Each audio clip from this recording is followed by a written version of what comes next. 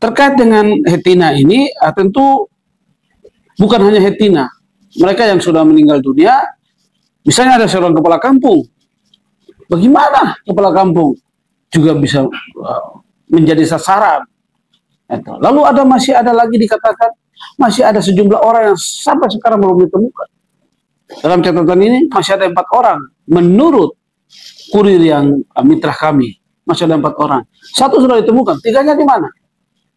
Apakah sudah ditemukan atau belum? Nah, tentu Komnas HAM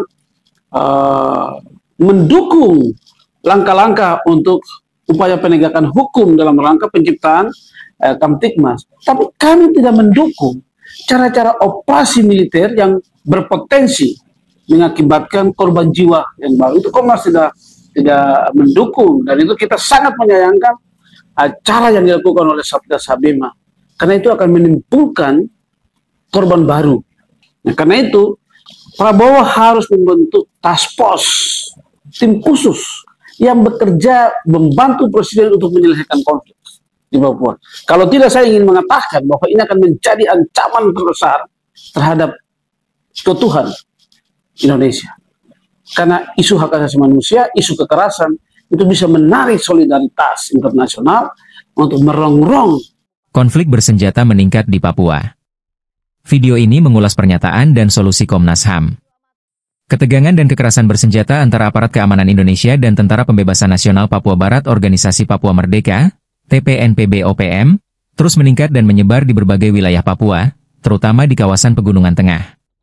Salah satu insiden terbaru yang disorot adalah dugaan penyerangan oleh Satgas Habima TNI terhadap warga sipil di Kampung Jaindapa, Distrik Sugapa, Kabupaten Intan Jaya, pada 13 dan 14 Mei 2025. Serangan yang terjadi pada waktu subuh tersebut menewaskan seorang perempuan warga sipil bernama Hetina Mirip dan memaksa ratusan warga mengungsi ke Sugapa dan Timika demi mencari perlindungan. Ketua Komnas HAM Perwakilan Papua Fritz Ramandai mengungkapkan bahwa jenazah Hetina ditemukan pada 23 Mei 2025 di dekat ladang milik warga. Kondisi jenazah sangat memprihatinkan dengan tubuh yang hancur, membusuk, dan mengeluarkan bau menyengat akibat penguburan yang tidak layak. Fritz menegaskan bahwa Hetina adalah warga sipil, bukan anggota kelompok bersenjata. Terkait dengan Hetina ini, tentu bukan hanya Hetina. Mereka yang sudah meninggal dunia, misalnya ada seorang kepala kampung. Bagaimana kepala kampung juga bisa menjadi sasaran? Lalu masih ada lagi dikatakan, masih ada sejumlah orang yang sampai sekarang belum ditemukan. Dalam catatan ini masih ada 4 orang. Menurut kurir yang mitra kami, masih ada 4 orang. 1 sudah ditemukan, 3-nya di mana? Apakah sudah ditemukan atau belum? Komnas HAM, dugaan pelanggaran hak asasi di tengah konflik. Perwakilan Komnas HAM Papua, Fritz Ramandai, menyebut insiden di Jaindapa sebagai contoh nyata bagaimana operasi militer di wilayah sipil dapat berdampak fatal bagi masyarakat adat. Ia menekankan bahwa konflik di Papua bukan hanya soal keamanan, tetapi juga soal pelanggaran hak asasi manusia yang terus berulang. Warga sipil menjadi korban dari konflik yang seharusnya bisa dihindari. Masyarakat sipil silakan keluar. Yang tidak keluar, barulah dilakukan tindakan terukur. Itu yang namanya operasi terukur, operasi kemanusiaan, penegakan hukum. Karena itu sebenarnya Komnas HAM minta. Operasi-operasi tentang kelompok-kelompok sipil bersenjata, itu sebaiknya dilakukan secara terukur. Kenapa? Supaya tidak mengakibatkan masalah berkelanjutan di kemudian hari. Itu. Operasi Damai Kartens, kenapa yang tidak melakukan ini? Damai Kartens itu kan ada tentara, ada polisi di situ. Operasinya terukur.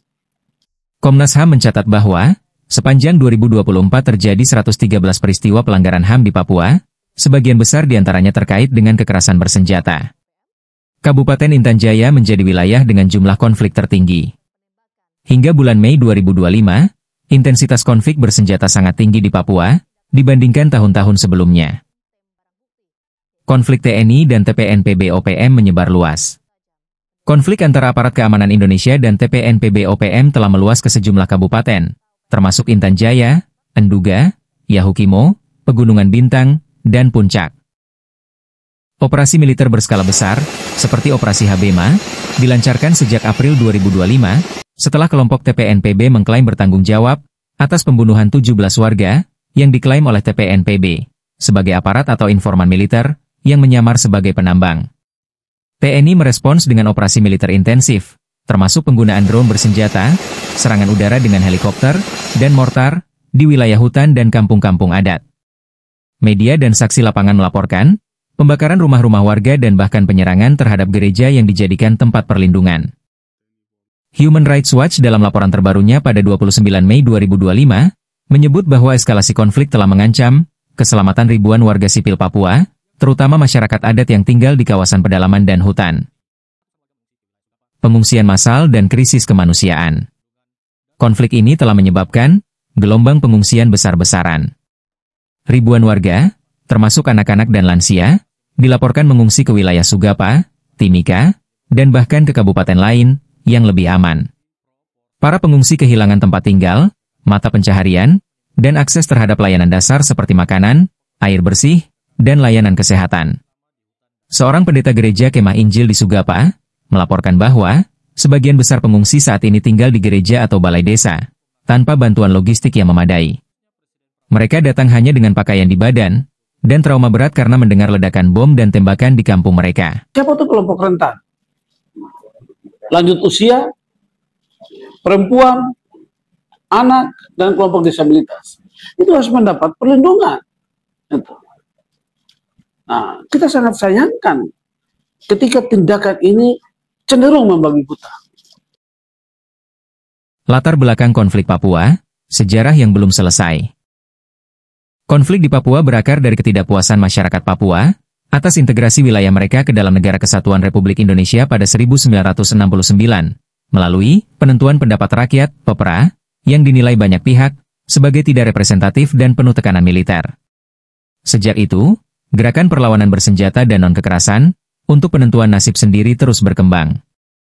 TPNPB-OPM, sebagai sayap bersenjata perjuangan kemerdekaan Papua, menyatakan bahwa perjuangan mereka bertujuan untuk mendirikan negara Papua yang merdeka dan menolak kehadiran militer Indonesia di wilayah adat mereka. Di sisi lain, pemerintah Indonesia menganggap kelompok ini sebagai separatis dan melancarkan operasi militer untuk menumpas mereka. Namun, korban sipil terus berjatuhan dalam konflik yang belum menemukan jalan damai hingga kini. Desakan internasional dan rekomendasi Komnas HAM. Human Rights Watch dan sejumlah organisasi internasional mendesak pemerintahan Presiden terpilih Prabowo Subianto untuk menghentikan operasi militer yang membahayakan warga sipil dan memulai pendekatan damai, serta dialog dengan tokoh-tokoh Papua. Komnas HAM juga merilis 12 rekomendasi, termasuk penghentian kekerasan, perlindungan sipil, pemulihan hak-hak pengungsi, dan reformasi pendekatan keamanan di Papua. Pemerintah Indonesia perlu membuktikan komitmennya terhadap hak asasi manusia, bukan dengan senjata, tapi dengan mendengar suara rakyat Papua yang selama ini dibungkam. Pasca ini pasti ada korban baru. Kita lihat kejadian tanggal 13, 14, 16, kemudian 17 apa yang terjadi? Ada 2 anggota BRIMOB meninggal dunia.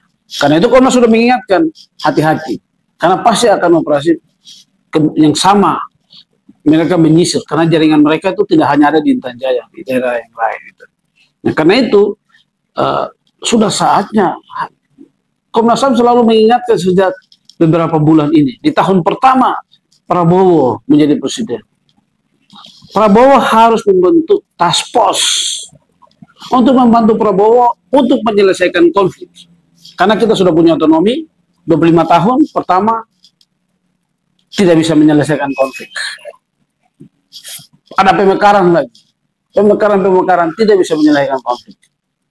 Upaya pembangunan sudah berjalan. Tetapi seluruh upaya pembangunan tersandra dengan kekerasan. Karena itu kita minta kepada Prabowo, Presiden Prabowo, segera membentuk task force, tim khusus yang bekerja membantu Presiden untuk menyelesaikan konflik di Papua. Kalau tidak, saya ingin mengatakan bahwa ini akan menjadi ancaman terbesar terhadap keutuhan Indonesia.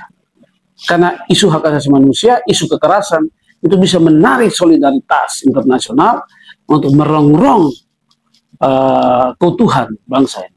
Prabowo punya pengalaman menyelesaikan beberapa operasi, karena itu Komnas HAM sangat bersedia membantu Prabowo Dan situasi ini beberapa waktu ke depan saya pastikan Komnas Perwakilan Papua akan mengirim surat kepada Prabowo. Kami akan mengirim surat kepada Prabowo untuk bertemu dengan Prabowo. Kami akan bicara tentang bagaimana menyelesaikan konflik kekerasan.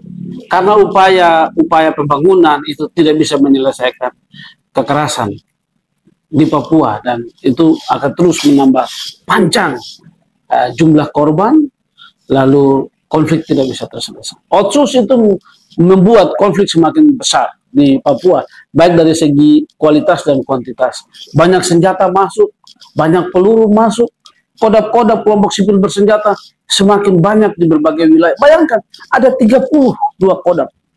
Taruhlah satu kodap, itu punya 2 senjata. Pasti jadi ancaman serius. Pasti jadi ancaman serius. Gitu. Karena itu, kita minta Komnas HAM mendukung Prabowo, dan kami harap dalam waktu 1 tahun pertama, Prabowo sudah berpikir tentang bagaimana membentuk tim khusus bicara tentang konflik. Kalau bicara percepatan pembangunan, sudah ada kementerian teknis, mereka yang urus.